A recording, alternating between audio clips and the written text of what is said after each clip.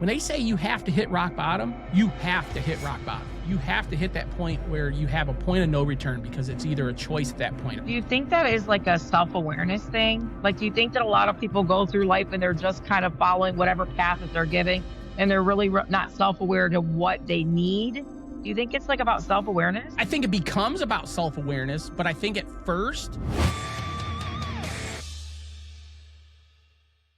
Welcome to another week of the Health Tech and Wellness Podcast. I'm John Adams. And I'm Crystal Nevadale. Okay, Crystal, let me ask you a question. Why do most people push harder than somebody else? And then even though they're pushing so hard, they feel like it's still not enough. Like no matter what they've done, no matter what they've achieved in life, no matter where they're at, they're already chasing the very next thing. No matter if they're in the building phase or wherever they're at, the moment they can never get out of the building phase, they're always chasing the next thing, right? And what if that drive isn't coming from a healthy place, right? So here's what I want you to think about. This is something that I've really been thinking a lot about lately, actually. And I kind of went down this huge rabbit hole. There were lots of different perspectives on it, right? And a lot of different opinions. But they all come back to one question. Are successful people actually driven, or are they broken? Is there a breaking point in their life that they're running from or that they're trying to get out of and they're just calling it ambition, right? Some of the most driven people in the world, they're not chasing success. They're trying to prove something to themselves, to others, to their past person, right? So Crystal, give me your thoughts on that. Do you think that that's true? Like, do you think that a lot of successful people are actually just trying to fix themselves? Or do you think they're really ambitious and they just want it, right? Or do you think it could be 50-50? Give me your thoughts. That is a tough question. That's a tough one, right? I think that we're all broken. Let's start there. We all can go from one extreme to the next extreme at any time in our lives, just depending on the circumstances. So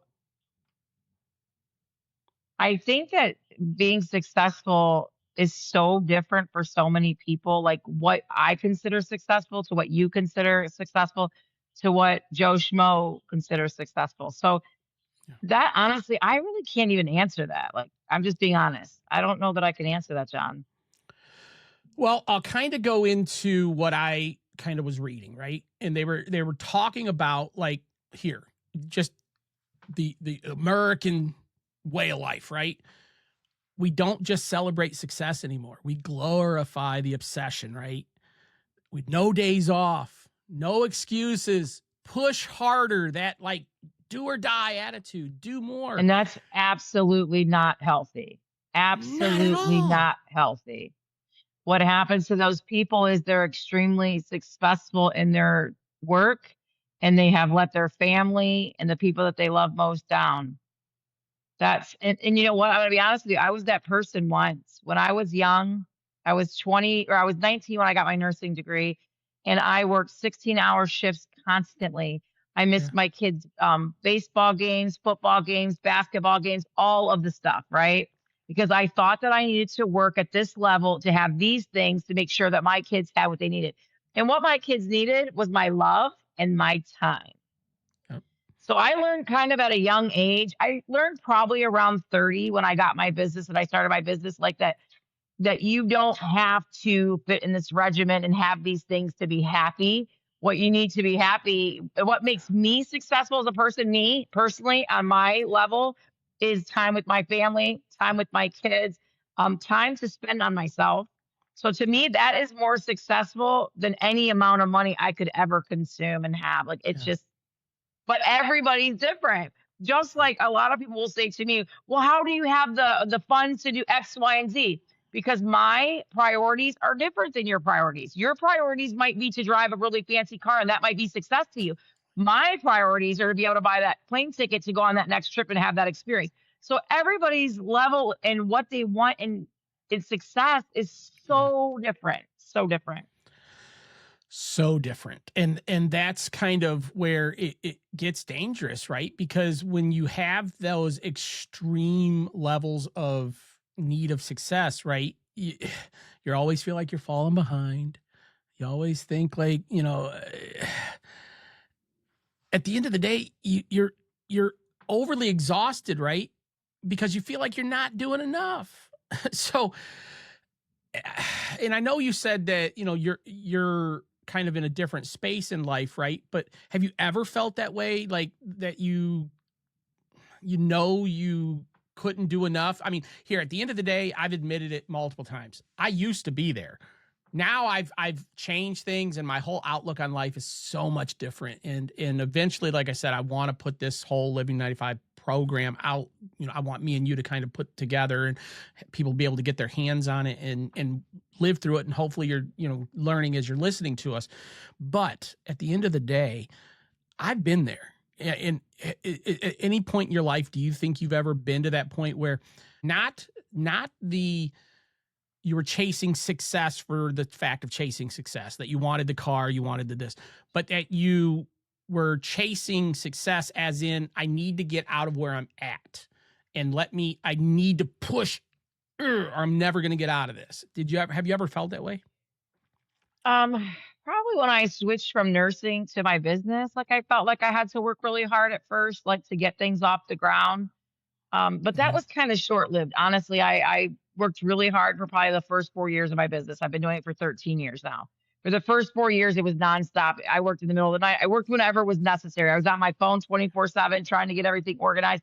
But now I made a different shift now, So Yeah. yes, but I've been there where I felt like I needed to do more for sure. Yeah. I have been obsessed for sure. You cannot build a business or anything without being obsessed to a certain point. Like you Yeah. have to be there. If you're lackadaisical, you might build it in 25 years, but I Mhm. wasn't, I wanted to be able to kind of sit back and enjoy my life a little bit with my kids and have more time. So I wanted to put in a whole bunch of work, exhaust myself to whatever needed to be done so that now Mhm. at my age, I'm 44, I can kind of sit back. I still work hard. Don't get me wrong.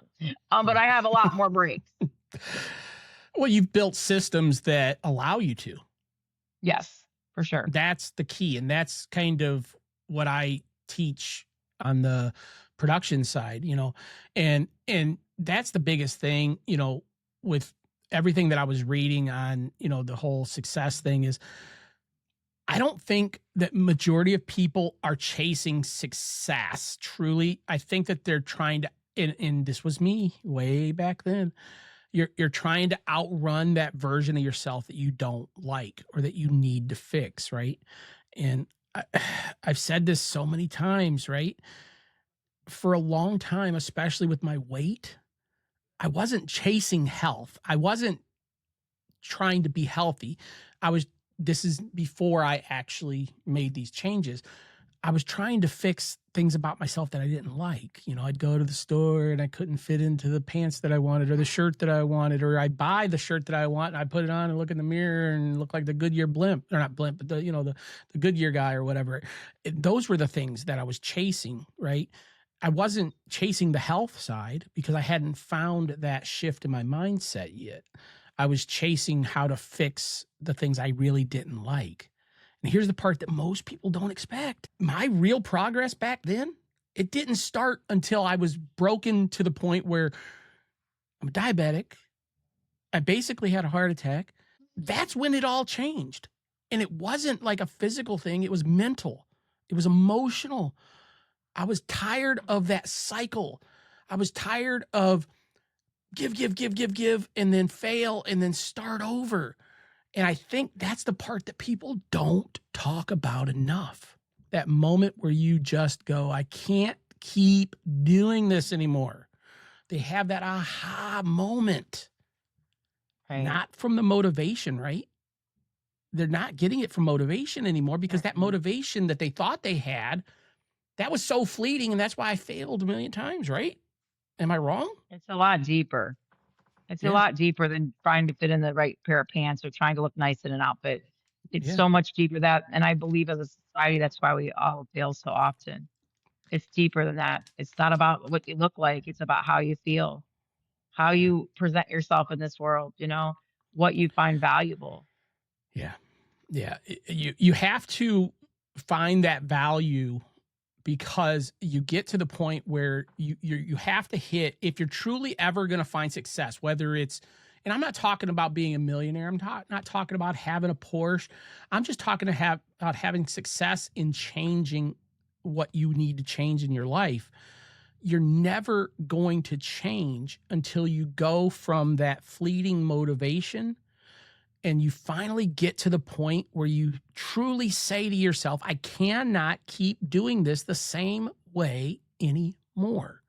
You do not, and here's the thing, you don't have to get to that broken point to succeed. I understand that. But that's exactly where a lot of people truly wake up. And as I was reading all of this stuff, and when they're talking about successful people being broken, I just kept seeing myself in this whole thing, because that's the breaking point that I had to get to.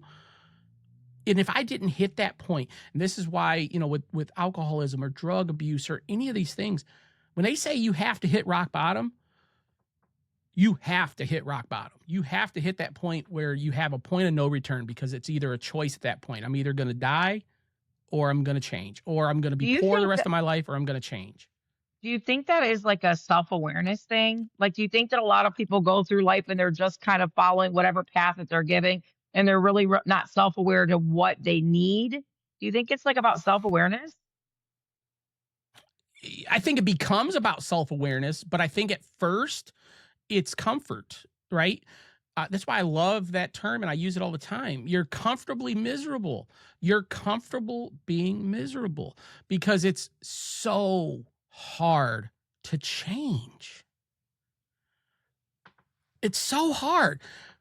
But that's why I think when you get to that moment, that decision is still hard, but the other decision is so much harder, because the decision that you're going to do nothing anymore, that you're just going to give up, that you're going to call it quits, for me, that was scarier than, okay, what do I really need to do? I need to find the way to fix this, because the other decision was I wasn't going to be here, because doing it over and over and over and chasing it all the time was not working for me, right? And there's something about that moment that finally clicks for everybody, right? And they were saying, this is why I went down this rabbit hole so far, because I was really reading about me the whole time. Is I would not be doing this. We would not be doing this podcast if I didn't hit that breaking point of I have to, or I'm not going to be here anymore. And this is where it kind of, like yesterday, and we talked before the show on this, it came full circle to me, because I could not have had this moment 4 years later if I didn't hit that breaking point, because I wouldn't have.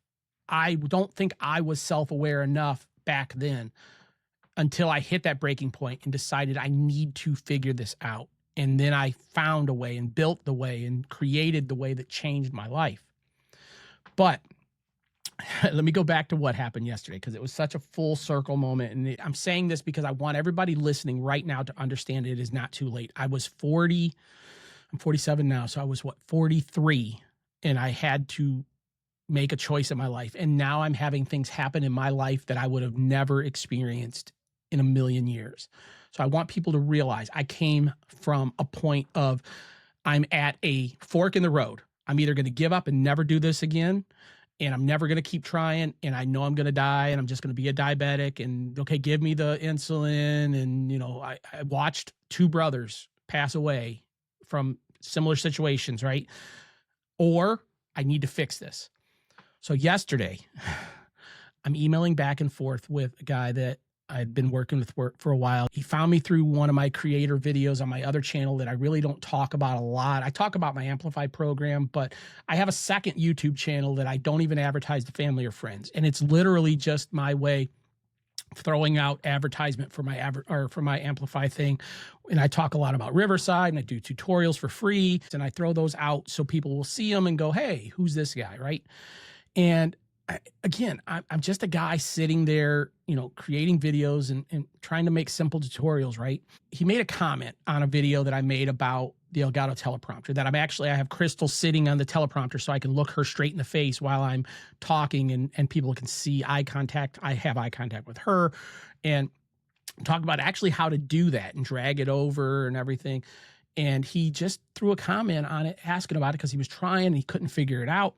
And instead of just commenting, I was like, well, shoot, I bet you a lot of other people have that same question. So I just made another video literally showing how to do that and step by step and why it wasn't working the way that he mentioned it. It was nothing crazy. I was just trying to help, right? But here's the thing. As a fun note, I kind of dropped his name in there and I screenshotted his little comment. I threw it up there and I said, that's what made this whole video happen. And I just wanted to say, thank you to Peter Napoliello about, asking this, and I'll go ahead and I'll tag this video in your original comment, and hopefully this helps you. Now, a couple weeks later, he reaches out and he says, man, that was really cool. You made that other video. Not only did you comment and make the other video, but you dropped my name, and you're one of the only people that I've ever had, and I can barely pronounce anything as it is, but he's like, you're one of the only people in the world that pronounce my name right. So we kind of laughed about it a little bit. And then he also had a couple other questions. So, we got on a call and he kind of became like a working relationship client. And we were just talking through his setup, and there's a whole long story that I can go through. But here's the thing. Now we have a meeting set for tomorrow where we're going to prep for a video. We're actually going to work together, right? And here's where it really hit me. When I first got the comment from this man, and then I made the second video, and then I just threw his name out there and didn't realize if I pronounced it right or not. I didn't know. But all of that, I had no clue who this man was. Peter spent over 30 years in the music business. He worked in Los Angeles for the David Geffen Company. He represented everybody from Guns N' Roses to Cher to Aerosmith to Neil Young. He had a small role on Law and Order. I think he was in one episode of The Sopranos. And now this man's retired. He's living in Europe. He wants to do a podcast. He's going to bring on people from his past, and they're going to talk about, the party days. But here's the thing. This guy who's been in the business forever, he technically didn't need me, but he liked the way that I make things simple and make things easy in the way that I teach. And he actually reached out to me for help. 4 years ago, that would not happen. If I don't hit that point where I need to make a change in my life and I don't make that change. I want that to sink into everybody. Not the fact that I'm dealing with a guy that might have been, not might have. I looked at IMDb. He was on Sopranos. I didn't have to take his word for it. I looked at his other stuff, who he's worked with, okay? Not that I'm saying this. I'm saying it's not too late. That was a full circle moment for me. It's just a small seed now. It might turn into something even bigger. But here's the thing. It made me sit back and go, wow, what I've built, what I've been building, what I've been working on over years now, it actually matters. Because just over a year ago, when I started that second channel, because I was already doing the podcast, none of this was happening. Nobody was reaching out. Nobody was asking for help. Nobody was saying, hey, can you show me how to do this better? And then it hit me. All of this, what me and Crystal are doing, what I'm doing over there, what I did to change my entire life. I'd already known that it was helping me, and that's why I started the podcast to help other people. But it's clicking. It's coming together.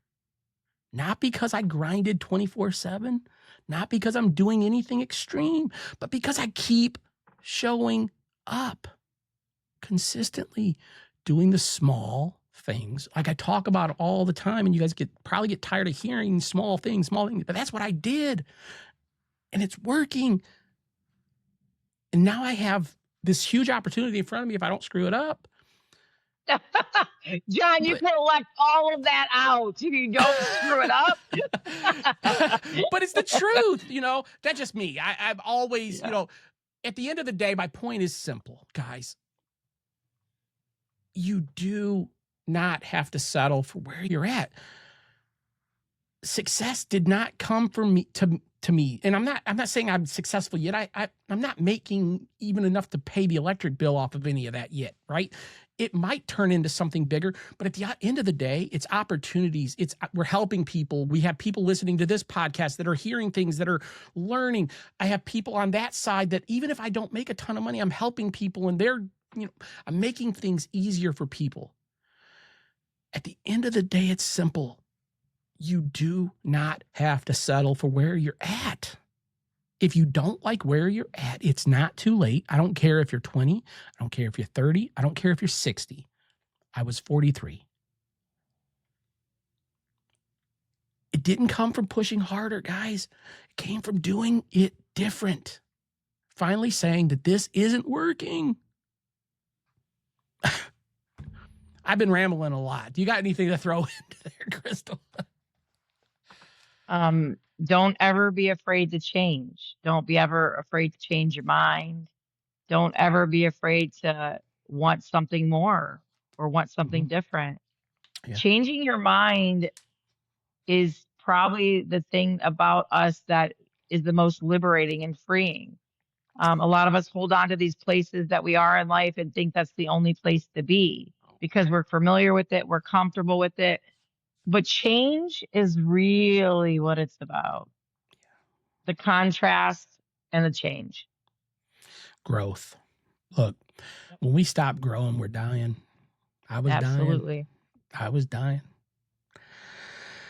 So, just to kind of go back to what started this whole conversation, and it was perfect timing because I'm doing the research for this episode, and I was telling Crystal before, Peter sent a video. I'm not going to play it. If anybody's interested in it, shoot me a message on social media or throw it in the comments. If enough people, if 20 people throw it in the comments, they want to see it, I'll tell you where to find it. But I'm not going to throw that out there. But anyway, I think that it was meant to be. I just wanted to let everybody know that at the end of the day, we were talking about our successful people broken. Listen, I'm not saying I'm successful. I'm not saying I'm anything special. I am not, okay? This is why I said I like that I have Crystal on, and I talk a lot about how I am not perfect, and I talk about the fact that I am a human being, and I have scars, and I'm more vulnerable now, and I like it, okay? But are successful people broken? I was broken and thought there was no place to go. So, because you're broken does not mean you cannot succeed. It doesn't mean you'll be a millionaire. Look, I haven't made enough to pay an electric bill on it. I'm not saying that it's going to pay off in dividends. What it's going to pay off in is your growth, you being a better person, you being a healthier person, a happier person, getting out of the situation that you're stuck in.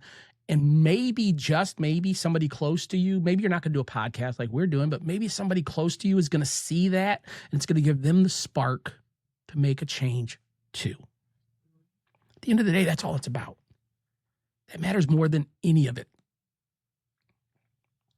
That's for sure. Monetary value really doesn't matter in most of life, No, not at all. It's at the end of the day, when we die, whether you're religious or whatever you think, every dime that's in that bank account is not going with you. There ain't nothing going with you. The big house, right. The Porsche, none of it going with you. My brother Raymond had way more money than I'll probably ever imagine having in his bank account, in his 401k, got sick, had to go out early, couldn't retire the right way. So medical was very expensive.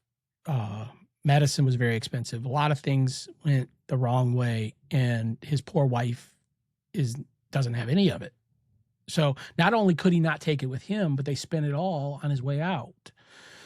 So again, monetary value is not what it's about, guys. It's about what you do to live the healthiest and happiest life that you can humanly live, whatever that it looks like for you. So it doesn't have to be overnight. It doesn't have to happen immediately. Don't throw the baby out with the bathwater, but start. Finally start so you can feel different. On top of that, I'm only going to plug your thing since I talked about my little happy moment. But on top of that, I think that's kind of what you'll find out at Crystal's Treasure Box, because it's just a store where people can walk in, and when they get there, maybe they don't even need anything, right? But they walk in and they can see something different, not just physically, but mentally and emotionally. Sometimes people don't even realize it, but if they're looking for a shift, that environment's right there. She's got the stone. She's got the stories behind why everything is what it is. She's got a lot of nice things out there. Stop in, support local, shop local.